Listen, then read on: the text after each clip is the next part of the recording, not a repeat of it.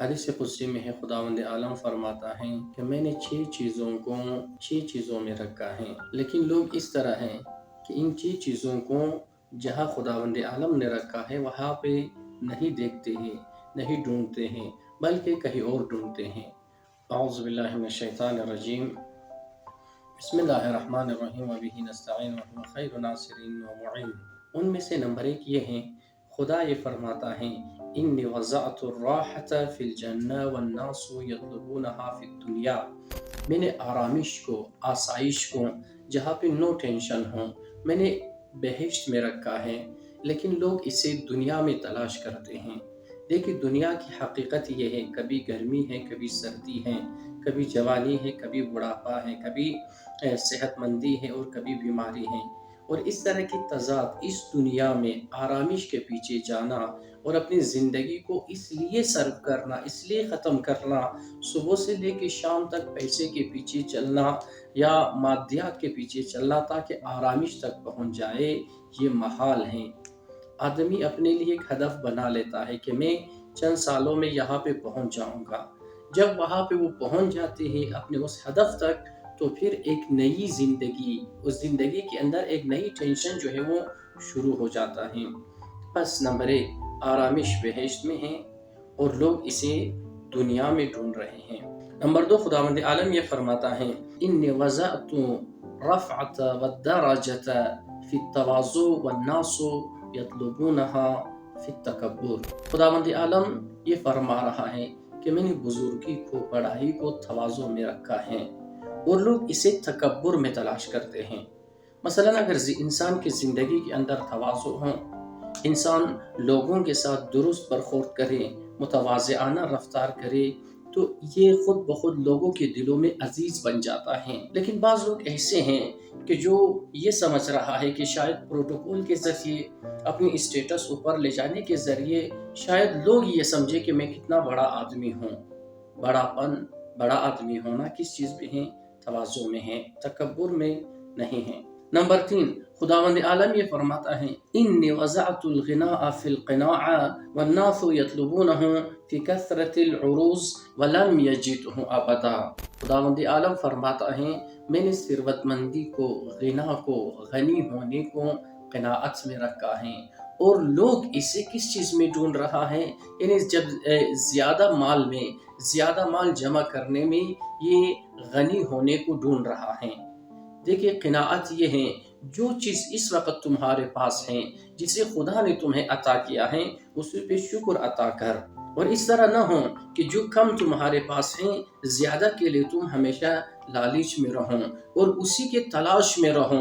یعنی اپنی زندگی صرف کرو، اپنی آرامش اور اپنی جوانی جو ہے اس چیز میں خرچ کرو تاکہ زیادہ مال جمع کرو۔ اب زیادہ مال جمع کرنے سے کیا تم غنی بن جاؤ گے؟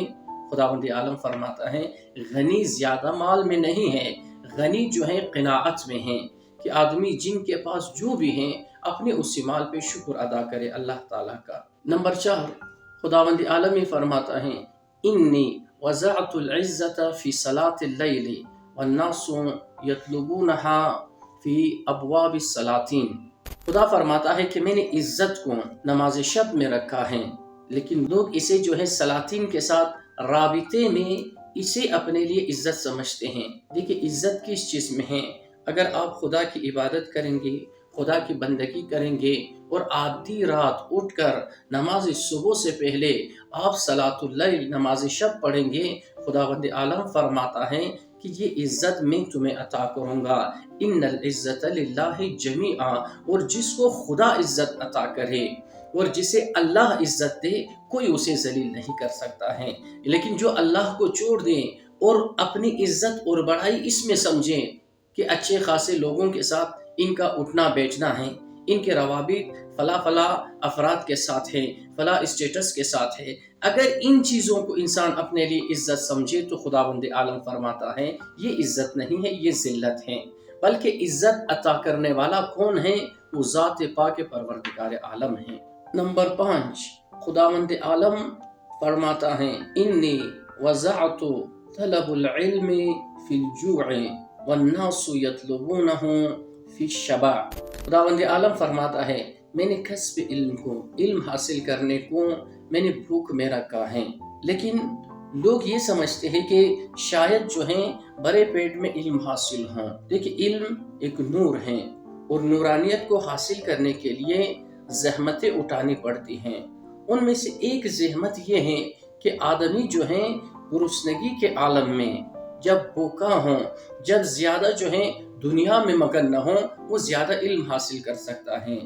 لیکن اگر ایک انسان طرح طرح کی غذائیں کھائے اور پیٹ بھر کے سوئے، وہ انسان جو ہے علم صحیح حاصل نہیں کر سکتا ہے۔ نمبر 6، خداوند عالم فرماتا ہے انی وضعت الاجابت الدعاء فی لقمت الحلال والناس یطلبونہ فی کثرت القیل والقال۔ خدا فرماتا ہے کہ میں نے اجابت دعا کو، دعا کے استجاب ہونے کو میں نے لقمہ حلال میں رکھ دیا ہے۔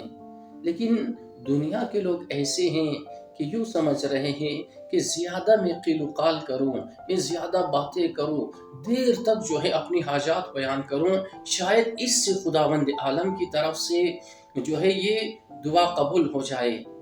دیکھیے یہ ایک کلی قاعدہ ہے، اگر آپ چاہتے ہیں کہ آپ کی دعا قبول ہوں تو آپ کے لیے لازمی ہے، ضروری ہے کہ اپنی زندگی میں حلال کمائیں اور حلال رزق کی طرف جائے۔ یعنی یہ محال، فرض کریں ایک آدمی حرام کماتا ہے اور وہ حرام کی کمائی کھاتا ہے اور اس کے بعد روز وہ دعا کرے، یعنی پوری زندگی رشوت میں گزاری ہے، پوری زندگی سود خوری میں گزاری ہے، پوری زندگی چوری، اس طرح مختلف حرام طریقوں سے جو ہیں انہوں نے کمایا ہے اور اسی سے کھاتے ہیں، اسی سے اپنے پیٹ کو بھرتے ہیں۔